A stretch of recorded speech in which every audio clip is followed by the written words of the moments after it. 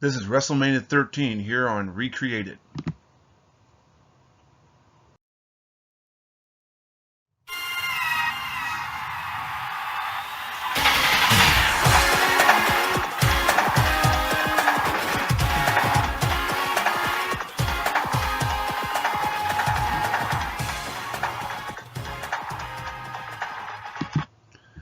All right, as always,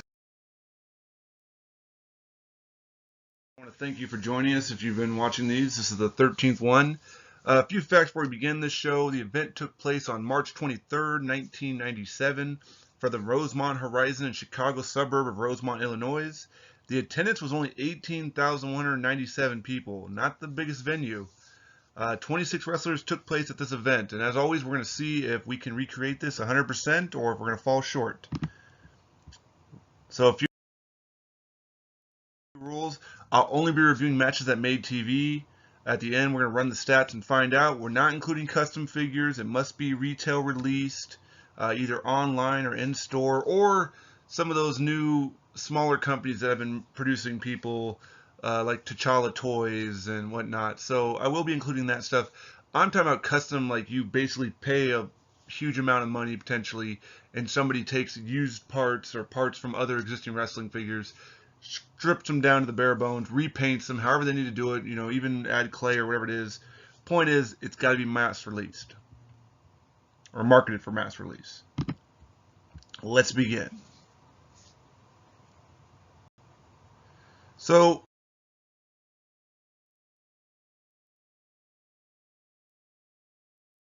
WrestleMania 13 kicks off with a four-way elimination match, and right off the bat, unfortunately, boom, we're missing two guys.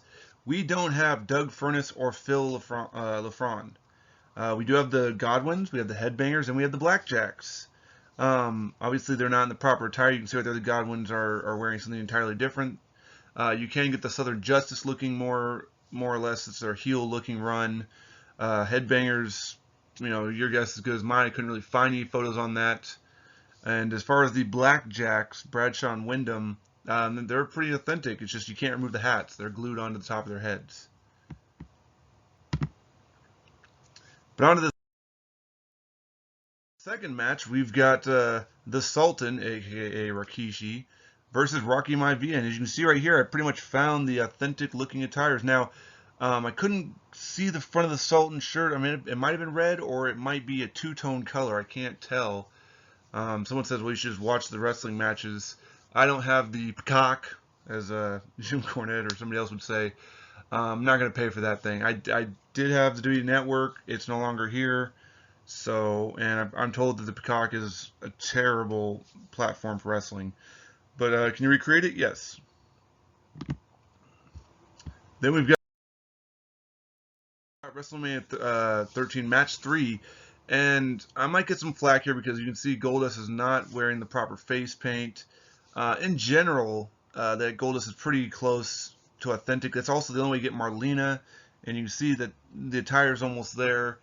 Is it 100% accurate? No, but again, I said that it'd have to be at least 90, 80% to be kind of valid.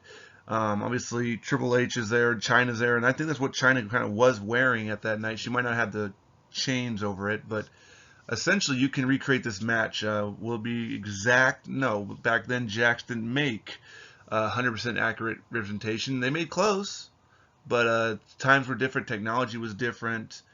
People were kind of sculpting this by hand. Didn't have a lot of they had photos, I'm sure, to choose reference points, but they didn't have real scan technology, that kind of stuff. Then on to the fourth match, and you can recreate it, but it's not accurate. As you can see right there, the British Bulldog is in like a white attire with blue Union Jack. I couldn't find anything that looked close to that. I mean, obviously there's a Legends 3 blue. Owen, this is more of his shorter haircut. Slammy's on the side, which is almost accurate, but obviously see he's got longer hair and he's got shorter hair in the actual match. Vader is pretty spot on. Mankind, you can always get the Mattel Elite if you want to. I found his old Superstars one. Works just as well. So, but is not accurate, sadly. Then on to the fifth match, Stone Cold Steve Austin versus Bret the Hitman Hart, and Mattel has basically gift wrapped this one. If you can find it, it's now probably more expensive. It's probably more rare to find because this is an older set that came out, but this is from their WrestleMania 13 match. If we look at it, it's pretty authentic. The shade might be off on the Brett singlet a little bit, or it might just be the pictures. But that's an Austin with only one knee brace, which I think at the time, around the time, I think he may have had that by then. I'd have to go back and look. He might not have yet. They might have just added that just to kind of help give a WrestleMania 14 spoiler looking Austin as well. But pretty much it's authentic. If you didn't, if you didn't have it, just take it off. You can easily remove them. I just took two off my Ultimate Edition or my Elite Edition Austin and threw them onto my Ultimate because I decided to go into Ultimate collecting. The submission match, of course, it was, and as you can see right here, Austin didn't tap. He passed out from all the pain, and well, there's no referee Shamrock, but again, I'm not counting managers, referees, that kind of stuff. And then the sixth match was the Ahmed Johnson LOD Hawk and Animal versus the Nation Domination Farouk Crush and Savio Vega, the original Nation before The Rock came into play and before Kama. D'Lo, I think, was just kind of henchman at that point.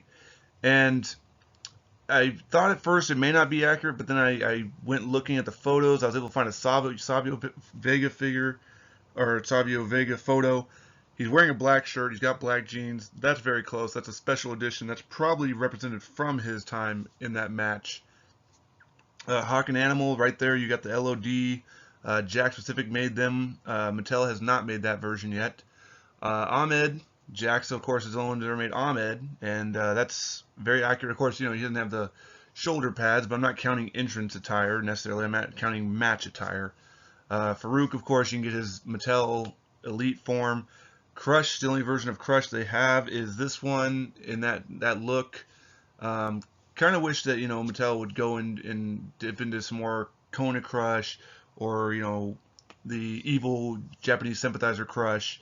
But yeah, pretty much it's accurate, very accurate, and you can recreate if you can find them. They're not too hard to find. These might be a little bit more spendy. If you can see, I'm pointing towards. I should get a pointer on this thing. The Hawk and Animal will probably be a little more expensive to find because Jakks are going up in value as the years go on. Plus the quality dips over longevity. And then the streak continues, and it's also our main event. It was the Undertaker versus Psycho Sid, and you're gonna probably give me some flack because, well, wait a minute, there's no tattoos on that figure. That is true. There is no tattoos on this figure. That is supposed to be his early debut looking attire.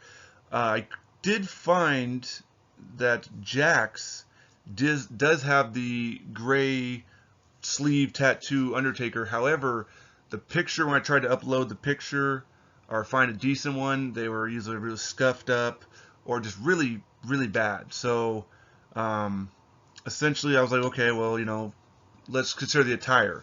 That's the short sleeve cuts. That's the gray, tassels on his boots. That's his gloves, long gated gloves. And then Sid, yeah, he's missing the white socks that stick out to his knee pads. But again, this is very accurate. I'm sure you can easily find, countless Undertakers. You can find a Jakks Undertaker, you find a Jakks Sid if you really wanted to. But if you want to recreate it the best, obviously minus the tattoos, here it is right here. The Undertaker vs. Psycho Sid at the main event of WrestleMania 13. So, with that being said, you could not recreate this WrestleMania as two wrestlers are missing. Doug Furnas and Philip Lafron. Phil Lafron, I think it was. Sometimes they called him Philip.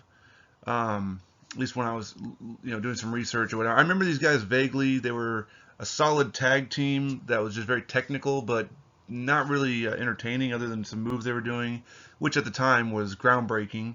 Now it's very standard stuff. But as you can see right here, you can create about 85% of this. Like I said, we're missing that tag match. You can't recreate that properly.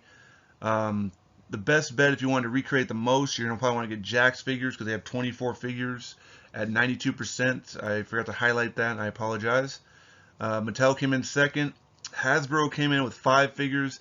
And you're going to notice going forward, most of my videos, I pretty much cut out Hasbro or LJN because at this point, as we go further in newer years, it was Mattel and it was Jakks. So it's going to be kind of first, second, who wins this round type thing. Accuracy, it's at 71%, so we're not there yet. We still have not gotten 100% complete accurate WrestleMania. We've completed some, but WrestleMania 13, until those two people are made, which, good luck on that, idea, we can't recreate it 100%. Of course, as always, thank you for watching. Please ring the bell. I'm told that subscribing is free. Apparently, it does help when you start getting more stuff and whatnot. Again, I'm not, gonna have a Patreon until I figure out how to do Twitch and start doing gaming or whatever it is. But again, I'm trying to be original. I didn't want to start just trying to copy other people's stuff. But check back soon for the WrestleMania 14 edition of Recreate It. Feel free to leave a comment or a suggestion, and I'll see you next time at WrestleMania 14.